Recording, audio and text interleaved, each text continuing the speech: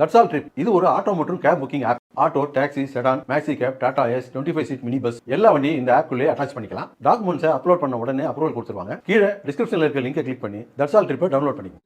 விழுப்புரம் மாவட்டம் அங்காளம்மன் திருக்கோவிலில் உண்டியல் காணிக்கை எண்ணும் பணிக்கு அரசு பள்ளி மாணவர்கள் சென்றதால் மாணவர்களின் கல்வி பாதிக்கப்படுவதாக சமூக ஆர்வலர்கள் பொதுமக்கள் குற்றம் சாட்டியுள்ளனர்.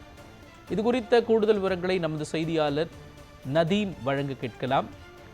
நதீம், குறிப்பாக அரசு பள்ளி மாணவர்கள் சென்றிருக்கிறார்களே உண்டியல் காணிக்கை என்பதற்காக, அவர்கள் தன்னார்வத்தோடு சென்றார்களா இல்லை அவர்களை வேறு யாரேனும் அழைத்து சென்றார்களா? இது குறித்து மாணவர்கள் கூறுவது என்ன? குறிப்பாக கோயில் நிர்வாகம் இது குறித்து என்ன விளக்கம் அளித்திருக்கிறது? சமூக ஆர்வலர்களின் கோரிக்கை என்னவாக இருக்கின்றது?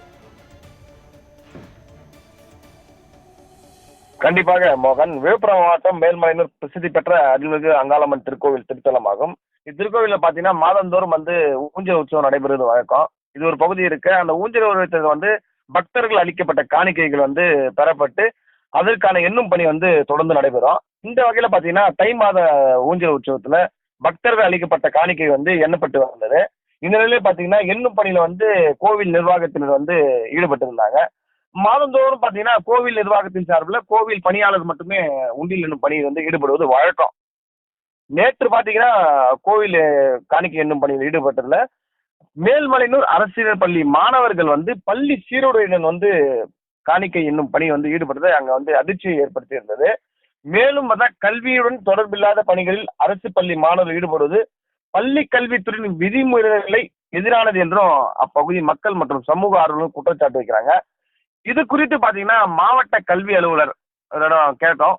சார், இது போல மாணவர்களை உண்டியல் என்னும் பணிக்கு அனுப்பியிருக்காங்க, அதுக்கான அதிகாரம் இருக்கிறதா, ஜிஓ ஏதாவது இருக்கான்னு கேட்டதுக்கு, சார் தற்போது பொது தேர்வு நடக்குது, அந்த மாணவர்களை அனுப்பக்கூடாது, இருப்பினும் நான் தலைமை ஆசிரியரை கேட்கறேன்னு சொல்லிட்டு எங்கிட்ட சொல்லியிருந்தாரு.